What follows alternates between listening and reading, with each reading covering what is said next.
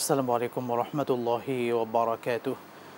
আলহামদুলিল্লাহি রাব্বিল আলামিন ওয়াসসালাতু ওয়াসসালামু আলা সাইয়্যিদিল আমবিয়াই ওয়াল মুরসালিন ওয়া আলা আলিহি ওয়া সাহবিহিল মায়ামিন ওয়া বাদ। দর্শক মণ্ডলী, সুন্দর এই সময়ে বিশ্বের যে প্রান্ত থেকে আপনাদের সকলের প্রিয় চ্যানেল দেশ টিভির পর্দায় আমাদের আয়োজনে যুক্ত হয়েছেন, প্রত্যেককে আন্তরিক মোবারকবাদ, প্রীতি এবং শুভেচ্ছা জানিয়ে শুরু করছে জনপ্রিয় ইসলামিক শো ইসলামী জীবন ও জিজ্ঞাসা। আপনাদের সাথে আছি আমি মুফতি আল আমিন খান। দর্শক, আজকের আয়োজনে অতিথি হিসেবে রয়েছেন বরেণ্য ইসলামিক স্কলার, প্রখ্যাত ওয়াইজ ফদিলাতুল শেখ মুহতারাম মাওলানা মুফতি আজিজ আল কাউসার, সম্মানিত খতিব, টোলারবাগ জামে মসজিদ, মিরপুর, ঢাকা। আসসালামু আলাইকুম রহমতুল্লাহ বারাকাতুহু। ওয়ালাইকুম আসসালাম রহমতুল্লাহ। শেখ ভালো আছেন? আলহামদুলিল্লাহ, আপনি কেমন আছেন? আলহামদুলিল্লাহ, আপনাকে আন্তরিক অভিনন্দন আমাদের সুন্দর আয়োজনে। শুকরান, জাযাকাল্লাহ খাইর। দর্শক মণ্ডলী, আমাদের কাছে জীবন ঘনিষ্ঠ ইসলামিক যে কোনো বিষয় প্রশ্ন করতে চাইলে দেশ TV Islamic show Facebook page কিংবা ইউটিউবে গিয়ে কমেন্ট বক্সে প্রশ্ন রাখতে পারেন। কোরআন সুন্নাহর আলোকে আমরা প্রত্যেকটি প্রশ্নের উত্তর দেওয়ার চেষ্টা করব ইনশাআল্লাহ তাআলা। আজকে কথা বলতে চাই বিপদ কিংবা মুসিবতে একজন মুমিন বান্দা কি করবে, তার করণীয় কি। আমরা বিপদ আসলে বা কঠিন মুসিবতে যদি পড়ে যাই তখন দিকহারা হয়ে যাই, কখনো কখনো আমাদের ঈমানটাও চলে যায়, আমরা এমন কিছু কাজ করে বসি। কিন্তু কঠিন বিপদ বা মুসিবত এগুলো মহান রবের পক্ষ থেকে আমাদের জন্য পরীক্ষা। কেননা কঠিন বিপদের পরেই, এই পরীক্ষার পরে আমাদের জন্য অপেক্ষা করছে বড় প্রতিদান, বড় সুসংবাদ। চলুন আজকে আমরা আমাদের সম্মানিত অতিথির কাছ থেকে এই বিষয়ে বিস্তারিত শুনব ইনশাআল্লাহ তাআলা। শেখ, আজকের যে মূল টপিক বিপদ কিংবা মুসিবত, একজন ইমানদার কি করবেন, ইসলাম কি শিক্ষা দেয়? আলহামদুলিল্লাহ রাব্বিল আলামিন ওয়াল আকিবাতু লিল মুত্তাকিন ওয়াসসালাতু ওয়াসসালামু আলা রাসূলিহিল কারীম ওয়া আলা আলিহি ওয়া আসহাবিহি আজমাইন। আপনাকে অসংখ্য মোবারকবাদ। সুন্দর একটি বিষয় আজকে আপনি উপস্থাপন করেছেন। আসলে মুসিবত, বিপদ আমাদের কাছে বলে কয়ে আসে না, যে কোনো সময় চলে আসতে পারে। আর এগুলি আসলে আপনি যেটা বললেন, আমাদের অনেক সময় ঈমান চলে যাওয়ার মতো অবস্থা হয়ে যায়। আর মুসিবতটা, এই দুর্যোগটা আসারও কিছু কারণ থাকে পিছনে। যেমন আল্লাহ সুবহানাহু ওয়া তাআলা কোরআনুল কারীমের মধ্যে বলেছেন, ওয়াহারাল ফাসাদু ফিল বাররি ওয়াল বাহরি বিমা কাসাবাত আইদিন নাস লিয়ুযীকাহুম বা'দাল্লাযী আমিলু লাআল্লাহুম ইয়ারজিউন। জলে এবং স্থলে যে বিপর্যয় ঘটে এগুলি মানুষের হাতের কামাই। অর্থাৎ আল্লাহ তাআলা এখানে বোঝাচ্ছেন যে মানুষের পাপের কারণে বা মানব সৃষ্ট অনেক সময় দুর্যোগ চলে আসে। আপনি দেখেছেন যে উত্তরা মাইলস্টোনে একটা স্কুলের উপরে হঠাৎ করে একটা দুর্যোগ, বিমান ব্লাস্ট হয়ে গেল। এখানে কিন্তু এটা একটা সিদ্ধান্ত আল্লাহ তাআলার তাকদীর, কিন্তু এখানে কিন্তু মানব অব্যবস্থাপনার একটা দায়ী রয়েছে, দায়বদ্ধতা রয়েছে, মানব সৃষ্ট দুর্যোগ। তো এই যে বিপদগুলো আসে, আল্লাহ তাআলা বলছে মানুষের হাতের কামাই, হয় গুনাহের কারণে, না হয় তার নিজের স্বেচ্ছায় বা বোকামির কারণে এই বিপর্যয়গুলো আসে। তারপরও আল্লাহ বলছে, যদি গুনাহের কারণে এসে থাকে বা যে কোনো মুসিবতে চলে আসে, বিপদে পড়লে সবাই আল্লাহকে স্মরণ করে, লিয়ুযীকাহুম বা'দাল্লাযী আমিলু, আমি তাদেরকে ভোগ করাই এই আযাব, লাআল্লাহুম ইয়ারজিউন, যাতে করে তারা আল্লাহর দিকে ফিরে আসে। এখন মুসিবত যখন চলে আসে, মুসিবতের কারণ হলো আল্লাহর দিকে ফিরে আসা, যাতে আল্লাহকে স্মরণ করে। কিন্তু দেখলাম আমি এই যে নিহতের একজন গার্ডিয়ানের বাবা বলছে, আল্লাহ তুমি আমাকে কেন এত বিপদ দিলা, মানে কেমনটা যে আল্লাহর প্রতি একটা আক্ষেপ। কেউ বলে আল্লাহ তুমি আমাকে, আমার সন্তানটাই নিলা, আল্লাহর প্রতি অভিযোগ।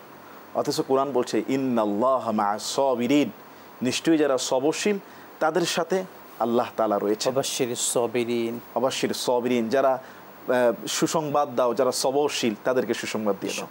তাহলে এই মুসিবতে এক নম্বরে সবর রাখা, তাওয়াক্কালতু আলাল্লাহ, এবং তাকদীরের সমস্ত ফয়সালা কিন্তু পৃথিবী সৃষ্টি হওয়ার 50,000 বছর আগে আমার আপনার তাকদীর ফয়সালা হয়ে গিয়েছে। এই মুহূর্তে আমি আপনি দেশ টিভিতে এখানে বসে এই আলোচনা করব, এটা কিন্তু আমাদের জন্মের আগে না, পৃথিবীর সৃষ্টির 50,000 বছর আগে আল্লাহর তাকদীরের ফয়সালা হয়ে গেছে। এই জন্য যে কোনো তাকদীরের ফয়সালা আল্লাহর মেনে নেওয়া। আর যখন মুসিবত চলে আসে, মুমিনের মুসিবতের একটা ফজিলতের দিক হলো, রাসূল সাল্লাল্লাহু আলাইহি সাল্লাম বলেছেন, যদি তার পায়ের মধ্যে একটা কাঁটাও ফুটে, এটার জন্য আল্লাহ তাআলা তাকে ক্ষমা করে দেয়। সুবহানাল্লাহ। অর্থাৎ একটা কাঁটা ফুটলো, কষ্ট পেল, তার গুনাহ মাফ হয়, সামান্য কষ্টতে আল্লাহ তাআলা গুনাহ মাফ করে দেন, গুনাহ মাফ হয়ে যাচ্ছে। জ্বর যদি কারো আসে, রসুল বলছে তার গুনাহ মাফ হতে থাকে। আল্লাহ তাআলা তাকে কষ্ট ফেলেছে, তার গুনাহ মাফ হয়ে থাকে। এই সমস্ত আমাদের ছোট ছোট বাচ্চারা শহীদ হয়েছে, তাদের বাবারা শোকে কাতর। হাদিসের মধ্যে আসছে আশাদ্দুন নাস আলা বালা, যে সবচেয়ে বেশি মুসিবতের শিকার যারা হয়েছে আল আম্বিয়া, নবী রাসূলুল্লাহ সবচেয়ে বেশি কঠিন মুসিবতের শিকার হয়েছে। এরপরে তারপরে ইমানের তাকওয়া অনুযায়ী সাহাবীরা, বুজুর্গরা, আলেম ওলামারা, সাধারণ মানুষ। এই জন্য মুসিবতে সবচেয়ে বড় গুণ হলো নিজেকে স্থির রাখা, সবর রাখা। 2 নম্বর হলো মাতম করা যাবে না। রাসূল সাল্লাল্লাহু আলাইহি ওয়াসাল্লাম বলেছে, যারা শোকে পড়ে বিলাপ করে কান্না করে, সুর দিয়ে কান্না করে, গাল থাপড়ায়, বুক থাপড়ায়, শরীরের জামা ছেড়ে, তারা আমার দলভুক্ত নয়। এখন মুসিবতে আমি কি করব? মুসিবতে আমার একটা করণীয়, রাসূল সাল্লাল্লাহু আলাইহি ওয়াসাল্লামের হাদিস থেকে দোয়া, যে আপনি যখন কোনো দুঃসংবাদের বা কোনো মুসিবতের সম্মুখীন হয়ে যাবেন, তখন এই দোয়াটা পড়া, ইন্না লিল্লাহি ওয়া ইন্না ইলাইহি রাজিউন, আল্লাহুম্মা আজরুনি ফি মুসিবাতি ওয়া আখলিফ লি খায়রাম মিনহা। রাসূল সাল্লাল্লাহু আলাইহি ওয়াসাল্লাম বলেছেন, কেউ যদি মুসিবতে পড়ে বা কোনো বিপদে পড়ে এই দোয়াটা পড়ে, আল্লাহ তাআলা তাকে যেই ক্ষতির কারণে সেই দোয়াটা পড়লো, আল্লাহ তাআলা তাকে এর থেকে আরো উত্তম ব্যবস্থা করে দেবে। সুবহানাল্লাহ ওয়া বিহামদিহি। ছোট্ট একটা হাদিস, এই হাদিসটা যিনি শুনেছেন উম্মে সালমা রাদিয়াল্লাহু তাআলা আনহু, তিনি এই হাদিস শোনার পরে তার স্বামী মারা যায়। স্বামী মারা যাওয়ার পরে তিনি, এর থেকে বড় মুসিবত কি হতে পারে, একজন নারী বিধবা হয়ে গেল। তিনি তখন রসুলের হাদিস মনে পড়লো যে বিপদে পড়লে এই দোয়া পড়লে আরও উত্তম ব্যবস্থা হয়ে যায়। তো সেই মহিলা সাহাবী ভাবছে যে আমার স্বামীর থেকে উত্তম আর কে হবে। তারপরে রাসূলের শিক্ষা দোয়াটা আমি পড়লাম, ইন্না লিল্লাহি ওয়া ইন্না ইলাইহি রাজিউন, আল্লাহুম্মা আজরুনি ফি মুসিবাতি ওয়া আখলিফ লি খায়রাম মিনহা। তারপরে রসুলের শিক্ষা, বিপদ, স্বামী হারিয়েছে, দোয়াটা পড়েছে। কিছুদিন পরে তার ঘরে এসে রাহমাতাল লিল আলামিন তাকে বিবাহ করার প্রস্তাব দেয়। সুবহানাল্লাহ। এবং সেই মহিলা সাহাবী আশ্চর্য হয়ে গেলেন যে আমি কল্পনা করতে পারি না যে আমার স্বামীর চেয়েও এত উত্তম স্বামী এই হাদিসের আমলের এই দোয়ার বরকতে আল্লাহ ব্যবস্থা করে দেবে। আমি রাহমাতাল লিল আলামিনের স্ত্রী হওয়ার সৌভাগ্য লাভ করেছি এবং তিনি সমস্ত মুমিনদের আম্মাজান হওয়ার গৌরব অর্জন করেছে, শুধু বিপদে তারা স্বামীকে হারিয়ে এই দোয়াটা পড়ার কারণে। তাহলে আমরা দুটি বিষয় পাই, যদি আমরা কঠিন বিপদে পড়ে যাই, প্রথমত ধৈর্য ধারণ করতে হবে। সেকেন্ড যে বিষয়টি আপনি বললেন, দোয়া করতে হবে। যে চমৎকার ছোট্ট দোয়াটি বললেন, আল্লাহুম্মা আজিরনি ফি, ইন্না লিল্লাহি ওয়া ইন্না ইলাইহি রাজিউন, আল্লাহুম্মা আজিরনি ফি মুসিবাতি ওয়া আখলিফ লি খায়রাম মিনহা। এই ছোট্ট দোয়াটি আমরা পড়তে পারি। সেটা আমরা একটু প্রাসঙ্গিক একটি বিষয় যেতে চাই। এই দুর্যোগময় সময়ে আমরা দেখতে পেয়েছি আমাদের পাশের অনেক মানুষ, অনেক মা বাবা, অনেক ভাইয়েরা নিজেকে উজাড় করে দিয়েছে। এমনকি একজন ম্যাম, একজন শিক্ষিকা, আল্লাহ, তিনি চাইলে পারতেন নিজেকে সেভ করে বেরিয়ে আসতে, কিন্তু তার সামনে আদরের সন্তানেরা, তার স্টুডেন্টরা এভাবে কষ্ট পাচ্ছে, পড়ে গিয়েছে। তিনি সেই বাচ্চাদেরকে বাঁচাতে গিয়ে তিনি কিন্তু শহীদ হয়েছেন। আল্লাহু আকবার। যদি আমাদের সেই বোন তার উদ্দেশ্যে কিছু বলতেন, বা এভাবে যারা অপরের জন্য, অপরের বিপদে নিজেকে ঝাঁপিয়ে দেয়, সেই মানুষদের উদ্দেশ্যে কিছু বলবেন। সুবহানাল্লাহ। আমি প্রথমেই সেই বোনকে, সেই শিক্ষিকাকে গভীরভাবে শ্রদ্ধা করছি, স্মরণ করছি। আল্লাহ তাকে জান্নাতুল মাকাম দান করুন, আমিন। তিনি কোরআনুল কারীমের একটি বাস্তব আয়াত নিজে দেখিয়ে দিয়েছেন। জি। ওয়া তাআওয়ানু আলাল বিররি ওয়াত তাকওয়া। আল্লাহ তাআলা বলছে, ওয়া তাআওয়ানু আলাল বিররি ওয়াত তাকওয়া, তোমরা তাকওয়া এবং সৎ কাজে সহযোগিতা করো। জি। এই সন্তানগুলো শুধু তার স্টুডেন্ট না, একজন মায়ের মতো, তার বাচ্চার মতো, তিনি মা হিসাবে নিজেকে, তার বাচ্চাদেরকে উজাড় করার জন্য ঝাঁপিয়ে পড়েছে। রাসূল সাল্লাল্লাহু আলাইহি ওয়াসাল্লাম বলেছেন, যে ব্যক্তি নিজেতে বাঁচাতে গিয়ে মারা যায়, নিজের সম্পদকে বাঁচাতে গিয়ে মারা যায়, এই স্টুডেন্টগুলো তার সম্পদ, নিজের সন্তানকে বাঁচাতে গিয়ে, পরিবারকে বাঁচাতে গিয়ে তিনি এই স্কুলে দীর্ঘদিন মায়ের মতো আদরের মমতা হয়ে শিক্ষা দিয়েছেন, তার এই সন্তানগুলোকে বাঁচাতে গিয়ে তিনি নিজে মারা গিয়েছেন। রাসূল সাল্লাল্লাহু আলাইহি ওয়াসাল্লাম বলছেন, সে ব্যক্তি শহীদের মর্যাদা। সুবহানাল্লাহ। সুবহানাল্লাহ। মৃত্যু তো আমাদের সবাইকে বরণ করতেই হবে, তবে কিছু মৃত্যু সম্মানের মৃত্যু, সৌভাগ্যের মৃত্যু। সৌভাগ্যের মৃত্যু। এটা উনি যে কাজটা করেছে, এটা শুধু বাংলাদেশ নয়, গোটা পৃথিবীবাসীর জন্য এক নজির স্থাপন করেছে, যে মানুষের বিপদে মানুষ কিভাবে তার জীবনকে উজাড় করে দিতে পারে। আমাদের এই শিক্ষিকা কিন্তু বাস্তবে সেটা করে দেখিয়েছেন। সত্যি আমাদের মনে সেটি লালন করা উচিত। বর্তমান সময়ে আমরা তো ভিন্ন আচরণ আমাদের ইতিমধ্যে চলে এসেছে। রাস্তায় কেউ অ্যাক্সিডেন্ট করেছে, আমরা তাকে সহযোগিতা বাদ দিয়ে আমরা লাইভ করছি, ভিডিও ধারণ করছি, যে যার মতো চলে যাচ্ছি।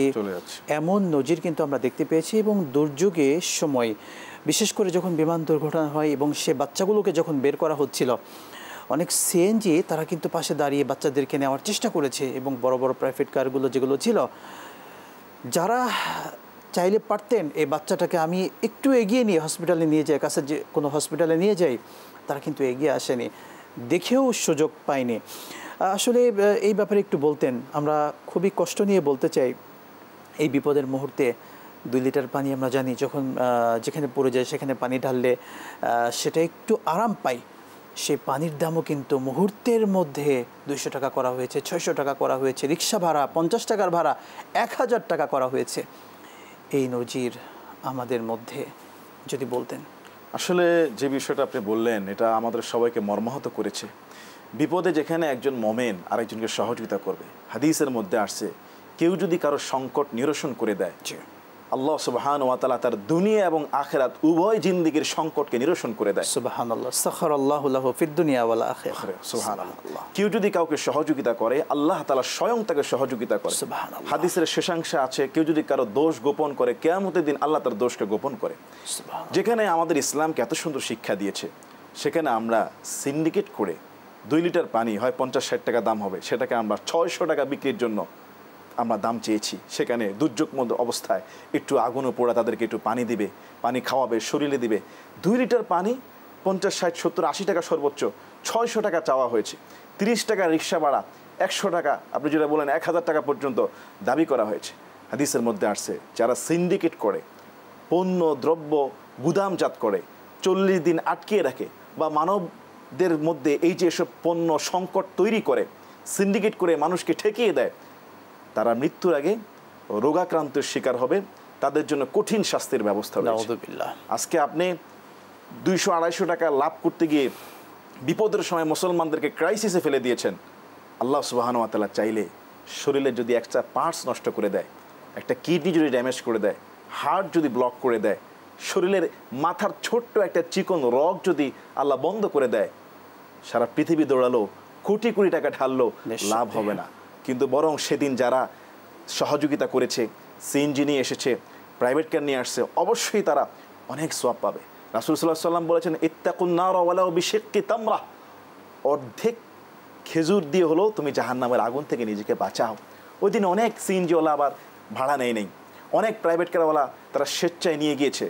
একজন রুগী বলছে, ছাত্র বলছে যে আমি যখন আমার ভাইকে বোনকে উদ্ধার করতে গেলাম, ওখানকার একজন শিক্ষিকা আমাকে বলল তুমি 2000 টাকা পকেটে রাখো, যেখানে পারো নিয়ে যাও। আমি তার কাছে ঋণী, এই সময় আমার জন্য 2000 টাকা অনেক বেশি ছিল। অ্যাম্বুলেন্সে করে মানুষ ফ্রি সার্ভিস দিয়েছে। কিন্তু কিছু মানুষ, উৎসুক জনতা, যাদের কমন সেন্স বিবেক বলতে কিছু নেই, যে ভিড় করবে, লাইভ করবে, ভিডিও করবে, একটু সহযোগিতার জন্য কোনো তাদের আন্তরিকতা চেষ্টা নেই, এই ধরনের মনুষ্যত্বহীন থেকে আমাদেরকে বেরিয়ে আসতে হবে। অনেক ধন্যবাদ আপনাকে, খুবই সুন্দর বলছেন। শুনবো আবারও বিরতির পরে ইনশাআল্লাহ। দর্শক মণ্ডলী, দেখছিলেন দেশ টিভির পর্দায় জনপ্রিয় ইসলামিক আয়োজন ইসলামী জীবন ও জিজ্ঞাসা। সময় হলো এই পর্যায়ে ছোট্ট বিরতির, সঙ্গেই থাকুন, ফিরছি ইনশাআল্লাহ।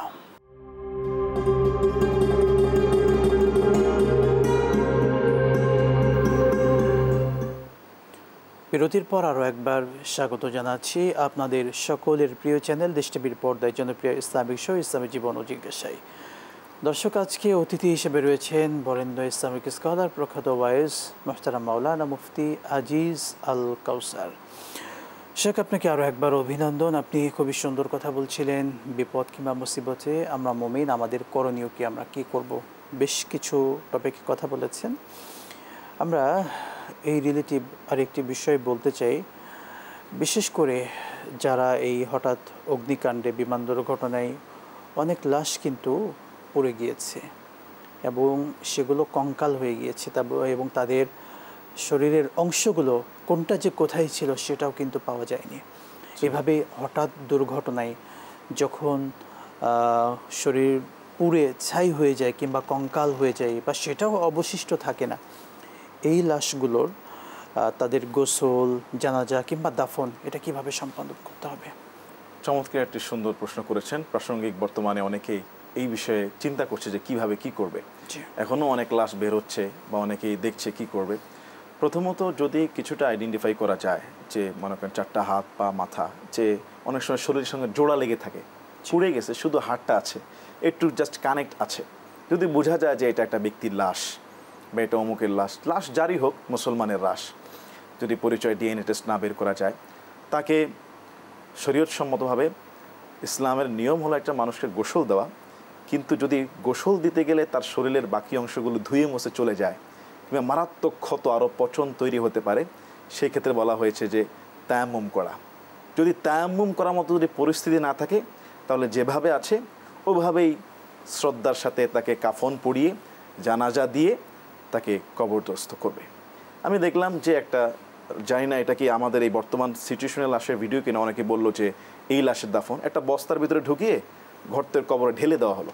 এটা কিন্তু লাশকে অসম্মান করা হলো, কারণ লাশ, আমরা ইসলামের প্রত্যেকটা লাশকে শ্রদ্ধার সাথে আমরা দাফন করি। রাসূল সাল্লাল্লাহু আলাইহি ওয়াসাল্লাম বলেছে, মৃত লাশের হাড়কে ভেঙো না, মৃত লাশের হাড়কে কষ্ট দেওয়া জীবন্ত মানুষকে কষ্ট দেওয়া হাই।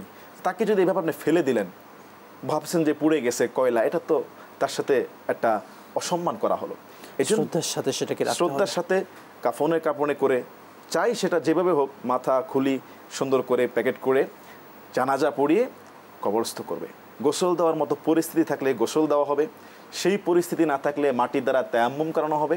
মাটির দ্বারার মতো যদি অবস্থায় না থাকে, মানে একেবারেই পুড়ে কয়লা কঙ্কাল, মাটি দেওয়ার মতো কোথায় দিবে কোনো সুযোগ নেই, তাহলে গোসল ছাড়াই দাফন করে দেওয়া জায়েজ আছে, এটাই নিয়ম। শুকরান, জাযাকাল্লাহ। আমরা আরেকটি বিষয় প্রাসঙ্গিক বলতে চাই। আমরা দেখেছি যারা এখন হসপিটালে আছে, কাতরাচ্ছে, আমাদের অনেক সাংবাদিক বলতে পারি বা অনেকে বিভিন্ন সোশ্যাল সাইটের জন্য তারা যাচ্ছে, সেই অসুস্থ ব্যক্তিদেরকে কষ্ট দিচ্ছে, তাদের কাছে জানতে চাচ্ছে, বা যে বাবার সন্তানকে হারিয়েছে আপনার অনুভূতি কেমন, আপনার ফিডব্যাক কি, আপনার মতামত কি, কিংবা যেই সন্তানটা হসপিটালে কাতরাচ্ছে, কঠিন কষ্ট পাচ্ছে, তাকে বলা হচ্ছে তোমার অনুভূতি কি, মানবতা বা বিবেক তাদের কি কিছু আছে? যদি এই জায়গাটা একটু বলতেন। আসলে দেখুন, সম্পূর্ণ হাদিসের উল্টো কাজটা করা হচ্ছে। যেখানে হাদিসে বলা হচ্ছে রাস্তায় চলাচল অবস্থায় ছোট্ট একটা কাটা ক্ষতিকারক বস্তু সরিয়ে দিলেও সওয়াব হয়, সেখানে উল্টা আমরা মানুষের মনে কষ্ট দিচ্ছি। কষ্ট তো সরাবো, উল্টো কষ্ট দিচ্ছি। আপনি দেখুন হসপিটালে একটা পোড়া শরীর, তাকে ট্রিটমেন্ট দিতে সময় লাগে, এরপরে একটার পর একটা লাশ আসছে, আহত ব্যক্তি আসছে, কে বেঁচে আছে কে মরে গেছে, কাকে কি ট্রিটমেন্ট নেবে। যখন হসপিটাল কর্তৃপক্ষ ব্যস্ত, সেখানে আমাদের বিভিন্ন সংগঠনের বিভিন্ন রাজনৈতিক নেতারা সে হসপিটালে ভিড় করছে।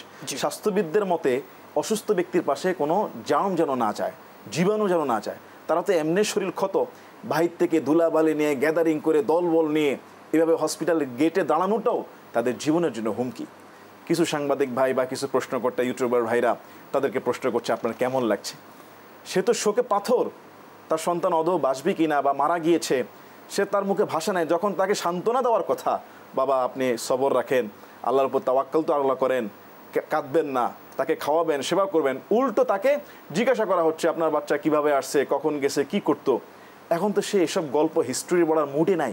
আসলে আমাদের যে কমন সেন্স, ন্যূনতম যে আমাদের বিবেক, এটা আজকে আমাদের মধ্যে না থাকার একটা কারণ হলো রাসূল সাল্লাল্লাহু আলাইহি ওয়াসাল্লামের সুন্নাহ আদর্শ, তার জীবন জিন্দেগির সম্পর্কে না জানার কারণে। আল্লাহর হাবিব কোন সময় কোন কাজটা করতেন, তিনি কোন সময় কোন কাজের কথা শিক্ষা দিয়েছেন, এই সম্পর্কে আমাদের ন্যূনতম ধারণা নাই। রাসূল সাল্লাল্লাহু আলাইহি ওয়াসাল্লাম যখন কোনো রোগীকে দেখতে যেতেন, তখন সেই রোগীর সাথে কেমন করতেন, আচরণ কেমন ছিল? রাসূল আকরাম সাল্লাল্লাহু আলাইহি ওয়াসাল্লাম শুধু রোগীকে দেখতে যেতেন বলতে এমন না, তিনি যদি অমুসলিমেরও কোনো অসুস্থতার সংবাদ পেতেন তাকে দেখতে যেতেন, নিজের হাতে রাসূল সেবা করতেন। রাসূল বলছে যে ব্যক্তি অসুস্থ ব্যক্তিকে যতক্ষণ পর্যন্ত দেখতে যায়, তার সান্নিধ্যে থাকে, ততক্ষণ পর্যন্ত সে যেন জান্নাতের ফল কুড়ালো। আর আমরা করছিটা কি? আমরা যেন জাহান্নামে যাওয়ার রাস্তা করছি, রুগীকে হসপিটালে ঢুকাবো সেই রাস্তা আমরা দিচ্ছি না। ফায়ার ব্রিগেড সার্ভিস আসবে, কোথাও আগুন লাগলে দেখবেন সেখানে মানুষ ভিড় করে ফেলে, যে একটা গাড়ি ঢুকবে বা আইন শৃঙ্খলা বাহিনী সহযোগিতা করবে বা ডক্টররা তাকে একটু নিবে, অ্যাম্বুলেন্স ঢুকবে, এরকম কোনো পরিস্থিতি আমাদের নেই। আমরা সবাই এক মোবাইলের ফিতনায় পড়ে গিয়েছি। প্রত্যেকের এখন ফেসবুক আইডি, পেজ, লাইভ ইনকামের জন্য আমরা দৌড়াচ্ছি।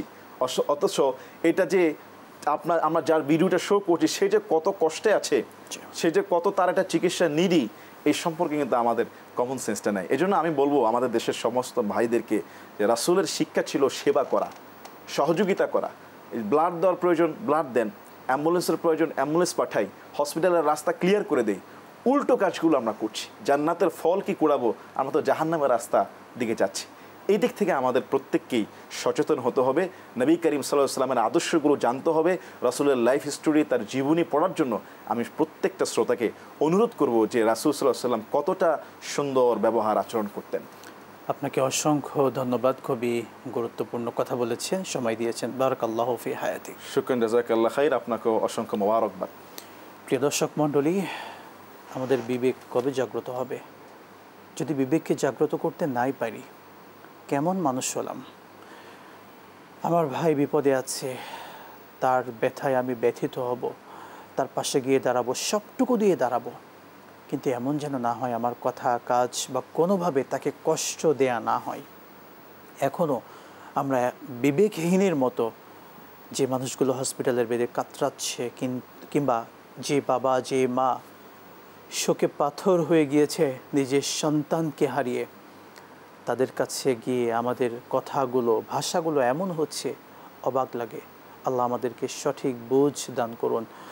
মাইলস্টোন কলেজে শাহাদাত বরণকারী প্রত্যেককে আল্লাহ সুবহানাহু ওয়া তাআলা জান্নাতের উচ্চ মাকাম দান করুন। যারা এখনও হসপিটালে আছেন, মহান রব প্রত্যেককে সুস্থতার পরিপূর্ণ নেয়ামত দান করুন। আল্লাহুম্মা আমিন। আজকের মতো বিদায় নিচ্ছি, দেখা হবে আবারও। আসসালামু আলাইকুম ওয়া রাহমাতুল্লাহি ওয়া বারাকাতুহু।